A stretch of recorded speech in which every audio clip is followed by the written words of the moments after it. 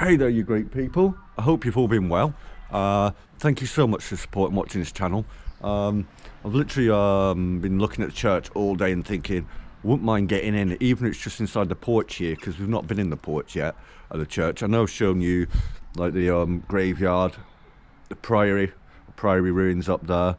You know, done tours here at night, in the daytime, and everything else. Well, I've just been over and spoke to the nice woman across the road who has given me the key.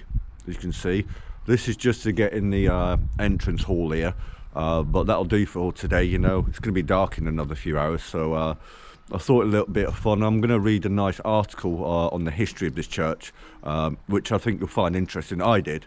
I've just read over it a couple of times. I've actually brought my Samsung tablet with me because there's no way I can remember. It's quite a lot to remember because the history of this place is fascinating. It really is. I mean, this church goes back to the 14th century, you know. The history in this country is one thing I do love and respect. Well, the key anyway, if you see, I've actually took the padlock off, so we're in. So we're going to go in. I'm going to put the key down where the padlock is there and just show you something inside. I'm going to shut that to a minute. Do that. I will, when I've got longer in the day, maybe in the next few days, get the key actually to go in the actual church itself, in the actual church hall. I don't know if you can actually see anything through there. Probably not a lot. Probably see a little bit in the church, maybe. I wonder how old this door is. The ironwork on it's pretty amazing, isn't it? All these, I don't even know what they're called. They're like pins, big nails, whatever. I would read that to you as well, but I can't really see what it says. It says something about AD. Reading an article before I come here, it does actually say that for taxation purposes, because back then churches were businesses as well as places of worship, it's first recorded for taxation in 1333, this church. And here is one of the paintings or murals, or a copy of it on A4. That is actually on the inside of the church, apparently, on the right hand side. Like I said, when I get the key to the actual main door to church to actually get in the hall, hopefully in the next few days, I'll actually show you the wall painting. You can see what it says there. The wall painting, St Thomas Church. During the restoration of St Thomas Church in 1871-72, a painting was discovered on the wall on the south side of the church. It shows St Roach in pilgrim habit, with an angel bringing ointment for his wounds and a dog bringing bread for his hunger. The canons of the priory carried on their tradition from the monastery at St Thomas by their care and concern for the lepers in the area. Each day bread was collected by a messenger from the leper hospital further along the valley for their needs. The canon was also cared for the spiritual need of all the inhabitants.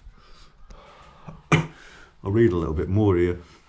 Brief history of the priory. I mean, we've looked at the priory before, and if you haven't, I'll have that video pop up at the end of this one on the screen, so you can check out the priory ruins tour video. But I'll read this quick. The priory ruins are behind St Thomas Church, which are actually over there. The gate you can't quite see, but it's there. They dedicate St Stephen. It's founded during the reign of Henry I, King Henry I, of course, in 1126. It's run by the Black Canons of the Augustine order. The Earl of Cornwall made an agreement with the prior, permitting the monks to brew and sell beer. That sounds good.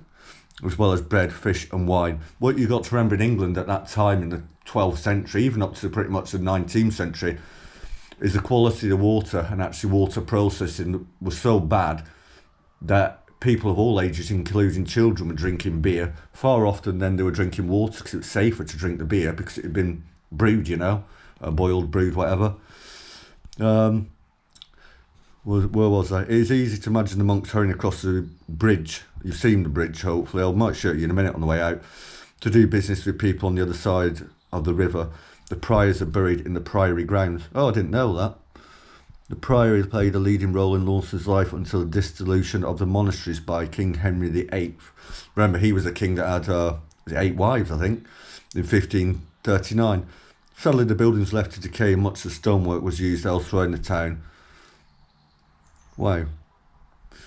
Let me show you some more stuff in here while I'm in here. It looks like bits of very old medieval gravestone, I think. and other bits and pieces in here. Let me show you some of this. Some more here. Wow. I don't know what that's for there. A little cutout in the gorgeous old medieval stonework here. Got quite a lot of good advice things in here for Cornwall Carers Service, for people looking after maybe elderly parents or friends or something like that. And in the hall, which is next door, they do run a memory cafe, and it's not just for older people, it's for everybody, and it does focus a lot on dementia, which is obviously a serious thing. And this is quite an old medieval manuscript. What does it say? Genesis 28:17, and I can't even read it. It's in very, very old English. Thou art that interest this church, leave it not without one prayer to God for thyself, for those who minister, and for those who worship here. Wow, that's interesting. What I'm going to do a minute. I've never seen that before. Look at that. It's quite amazing, isn't it? It's sat on this little bit of broken, what I think is a gravestone. It looks like one. A very, very old stone cat. Let me pick it up. Wow, that is ancient. Hell. Put that back exactly where it was. Like I said, while I'm in here, I might as well make the most of it. So I'm going to read you a little bit the history here on my tablet, of course, of the church where I'm inside now. And it says here, St Thomas, which stands on the southern margins of the River Kenzie, started its life as a chapel showing the ground with a stately priory, which again we've said is just over to my left, but with an independent existence. Before the canons of St Stephen's laid the foundations of the sumptuous charter house, the parsonal vicar of St Thomas exercised his religious edifice, and throughout the 4 centuries of life of the priory, a separate chaplain continued his ministries there, side by side with his Augustine brother. Monasteries and priories were not parishes, they were within parishes, empires within empires, often supplying from their own bodies the parochial chaplain or priest, while conducting also devotional offices in their own cloisters.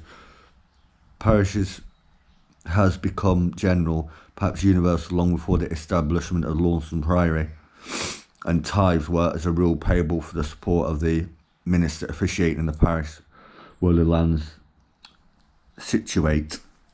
I'm sorry at this point the camera cuts out, but please do check out some other great content and playlists on Paul B. Husson 85. Don't forget to like, subscribe, and hit the notification bell.